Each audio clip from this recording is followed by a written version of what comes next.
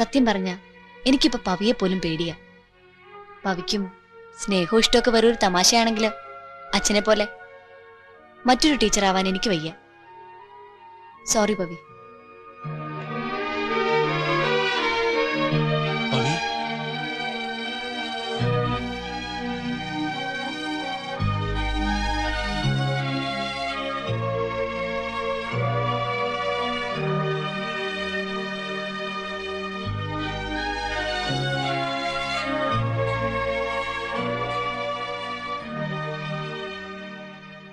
ഞാൻ പറഞ്ഞത് നിനക്ക് മനസ്സിലായോടാ കഴുതേ? എടാ എസ്റ്റീം എന്ന് പറഞ്ഞാൽ അതൊരു കാറിന്റെ പേരല്ലേ? അതെ. അതെന്തിനാ കല്യാണക്കുറിയിൽ അടിക്കണേ? V solicit your esteemed presence എന്ന് പറഞ്ഞാൽ താങ്കളുടെ മഹനീയ സാന്നിധ്യം ഞങ്ങൾ ആഗ്രഹിക്കുന്നു എന്നാണ്. അപ്പൊ പിന്നെ അത് മലയാളത്തിൽ അടിച്ചാ പോരെ? അത് ഇംഗ്ലീഷിൽ തന്നെ വേണമെന്ന് ഗിരിജക്ക് വലിയ നിർബന്ധം. നമ്മള് സായിപ്പ്മാരെ ഒന്നല്ലോ ക്ഷണിക്കണത്, മലയാളത്തിൽ അടിച്ചാ മതി. അല്ല ഇപ്പൊ അളിയന്റെ അഭിപ്രായം എന്താ? മലയാളത്തിൽ പോരെ? നിങ്ങളാവുമ്പോ ഈ കവിതയും സാഹിത്യമൊക്കെ ഉള്ള ആളല്ലേ? മലയാളത്തിൽ നല്ലൊരു ക്ഷണക്കത്ത് എഴുതി. ഈ ക്ഷണക്കത്ത് കണ്ട കല്യാണത്തിന് ആളുകൾ വരണം. ഞാൻ പറഞ്ഞില്ലേ പെണക്ക പെണ്ണ് കാണാൻ പോകുമ്പോ താനും കൂടി വേണമെന്ന് ഞാൻ പറഞ്ഞതാ. ഇവനും ഗിരിജയെ സമ്മതിക്കാഞ്ഞത്. ഉള്ള കാര്യം പറയാലോ, ഞങ്ങള് രാവിലെ പെണ്ണ് കാണാൻ പോയി. ശ്രീദേവി പറഞ്ഞു അത്രേ, എന്തിനാ ഇങ്ങനൊരു ചടങ്ങ്? ചെറുക്കനും പെണ്ണും നേരത്തെ കണ്ടിട്ടുള്ളതല്ലേ, എത്രയും വേഗം കല്യാണം നടത്തിയാൽ മതി.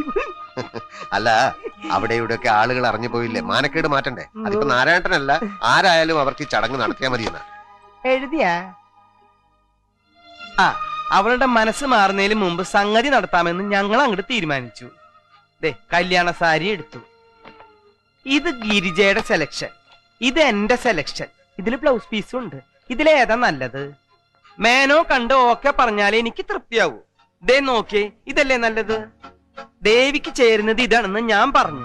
ആ നിറവും തുടിപ്പും എടുപ്പും ഇതങ്ങോട്ട് ഉടുത്തു വന്ന എന്റെ മേനെ കുമരകത്ത് ഹണിമൂൺ കോട്ടേജ് ബുക്ക് ചെയ്ത് കഴിഞ്ഞു. പിന്നെ ഒരാഴ്ച ഞാനൊന്ന് അങ്ങോട്ട് അർമാദിക്കും. പറ ഇതിലേത് വേണം? ദേ മേനോനൊന്ന് കണ്ണടച്ചേ. കണ്ണടച്ചിട്ട് ദേ അതിലൊന്ന് തൊട്ടാ മതി. തൊട്ടു മേനെ, തൊട്ടുറ കുട്ടാ. എടുത്തോട്ട് പോടും മേനെ. അവളുടെ പേര് പറയാനുള്ള യോഗ്യത ഉണ്ടോ എനിക്ക്?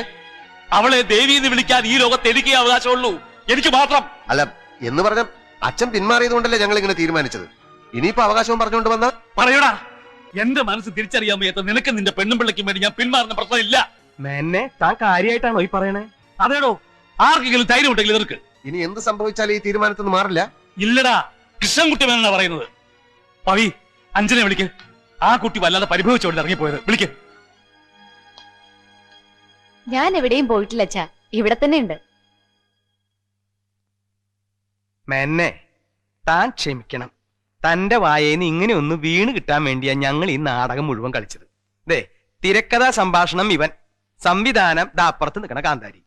ഞാനും ഇവനും ഇതിലെ നടന്മാരാ.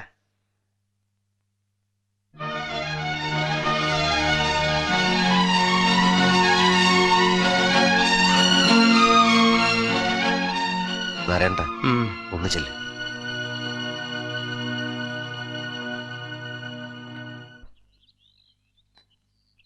മേന്നെ മേന്നെ, താൻ ഇത്ര പോഴനായി പോയല്ലോടോ. തന്റെ ദേവി വേറൊരാളുടെ മുന്നിൽ കഴുത്ത് നീട്ടി കൊടുക്കുന്നു ഞങ്ങള് പറയുന്നത് കേട്ട് താൻ വിശ്വസിച്ചല്ലോടോ. മേന്നെ മേന്നെ, എന്തടോ ഒരു സുഖം തോന്നുന്നുണ്ടല്ലേ?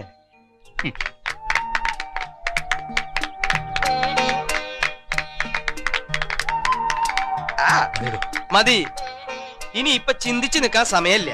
ഈ കുട്ടി മറ്റന്നാ പോവും. അതിനു മുമ്പ് ചടങ്ങ് നടത്തണം. അച്ഛനോട് വിരോധം തോന്നരുത്. ഗിരിജയുടെ വാക്ക് കേട്ട് ഞാനൊന്ന് ആടിയെന്നുള്ളത് സത്യമാണ്. പക്ഷെ പവിയുടെ ഉറപ്പ് കണ്ടപ്പോ രണ്ടും കൽപ്പിച്ച് ഞാൻ കൂടെ ഇറങ്ങി. ഓഹോ, അത് ശരി. അപ്പൊ അച്ഛനും മക്കളും ചേർന്ന് എന്നെ കളിപ്പിക്കായിരുന്നല്ലേ? ഗിരിജ, നീ ഇപ്പൊ വീട്ടിൽ പോയിക്കോ, ഞാനവിടെ വന്നിട്ട് വിശദമായി സംസാരിക്കാം. വീട്ടിലേക്ക് എന്നാ പോകുന്നത്? പിള്ളേരെ വിളിച്ച് എന്റെ വീട്ടിലേക്ക്. ഗിരിജെ, കാര്യങ്ങളൊക്കെ ഭംഗിയായിട്ട് വരിക. അവസാന നിമിഷം നീ ആയിട്ടൊരു അലമ്പുണ്ടാക്കരുത്. ഇല്ല, താലം പിടിക്കാനും താലി കെട്ടാനും ഞാൻ കൂടെ നിൽക്കാം. ഗിരിജേ, മിണ്ടി പോകരുത്, വൃത്തികെട്ട ജന്തുക്കള്.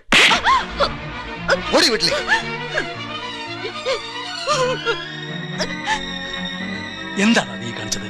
അച്ഛാ, ഞാനിത് പണ്ടേ ചെയ്യേണ്ട ഒരു കാര്യമായിരുന്നു. അച്ഛൻ നോക്കിക്കോ, ഇതോടെ ഒന്നുകിൽ അവൾ നന്നാവും, അല്ലെങ്കിൽ അവൾ എന്നെ കൊല്ലും.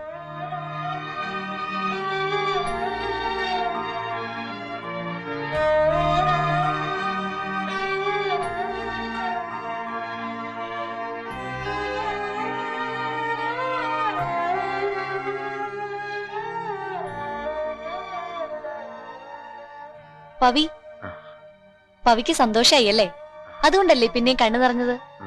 ഇനി പവി വേണം അച്ഛന്റെ കാര്യമൊക്കെ നോക്കാൻ. ഞാൻ പോയി ടീച്ചർക്ക് ഒരു മോറൽ സപ്പോർട്ട് കൊടുക്കട്ടെ.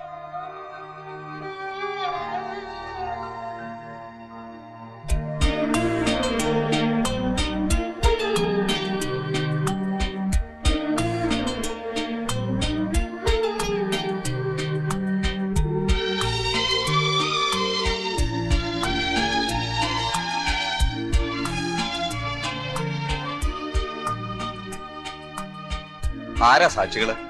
ഞങ്ങള്. ആ അച്ഛന്റെ കല്യാണത്തിന് മക്കള് ഉപ്പ് വിളമ്പാന്ന് കേട്ടിട്ടുണ്ട്. ഒപ്പിടുന്നത് ആദ്യമായിട്ടാ കാണുന്നത്.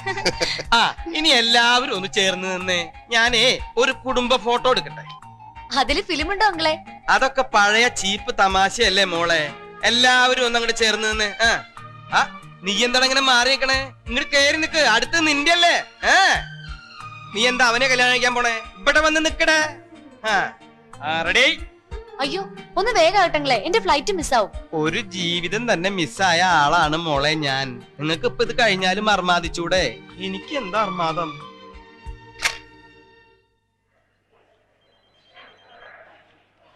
ഡാഡി സോറി ഡാഡി, ഞാൻ ഒരല്പം ലേറ്റ് ആയി. പവിയുടെ അച്ഛന്റെയും ടീച്ചറിന്റെയും രജിസ്റ്റർ മാരേജ് ഞങ്ങൾ ഇന്നങ്ങ് നടത്തി. അതുകൊണ്ടാ. അച്ഛാ ഇതാ എന്റെ ഡാഡി. ഡാഡി ഇത് അറിയാം. കൺഗ്രാറ്റ്സ്. താങ്ക്സ്. ശ്രീദേവിയോട് കൂടിയാ പറഞ്ഞത്. അവിടെ ചെല്ലുമ്പോ ഇവളുടെ മമ്മിക്ക് വലിയ സർപ്രൈസ് ആയിരിക്കും. മിസ്റ്റർ ദാസ് ഇവിടെ വെയിറ്റ് ചെയ്യുന്നുണ്ടെന്ന് കാറിൽ വെച്ച് മോള് പറയുമ്പോഴാണ് അറിയുന്നത്. ഞാൻ ഡൽഹിയിലായിരുന്നു. അപ്പൊ ഇവിടുന്ന് ഒരു കണക്ഷൻ ഫ്ലൈറ്റ് ഉള്ളതുകൊണ്ട് ഇതുവഴി വരാമെന്ന് ഡിസൈഡ് ചെയ്തു. ഇനിയും കുട്ടികളുടെ കാര്യം നമുക്ക് അതൊന്ന് സംസാരിച്ച് തീരുമാനിക്കണം. ഇനി കുട്ടികളുടെ കാര്യമാണ് സംസാരിക്കാനുള്ളത്. തൽക്കാലം ഞാൻ മിസ്റ്റർ പവനുമായിട്ടൊന്ന് സംസാരിക്കട്ടെ. വരൂ.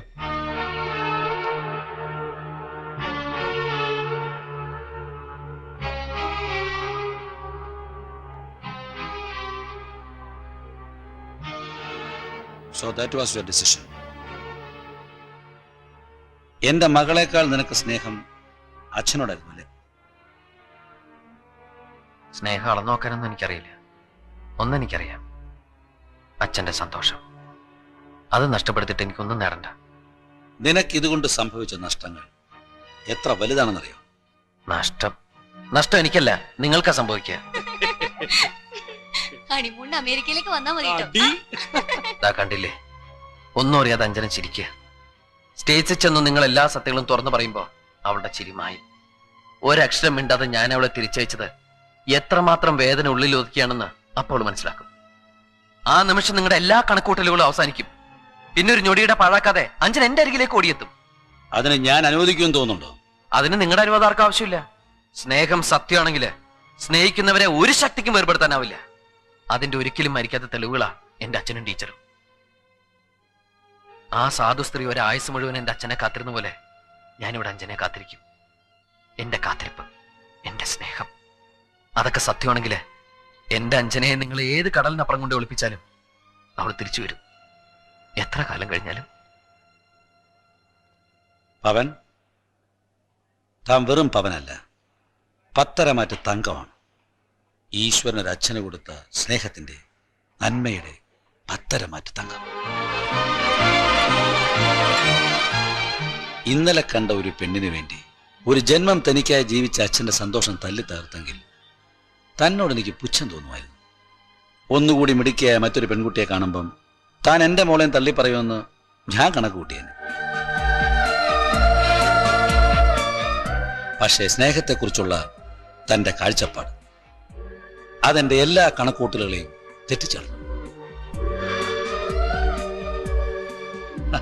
താൻ എന്താ പറഞ്ഞത്?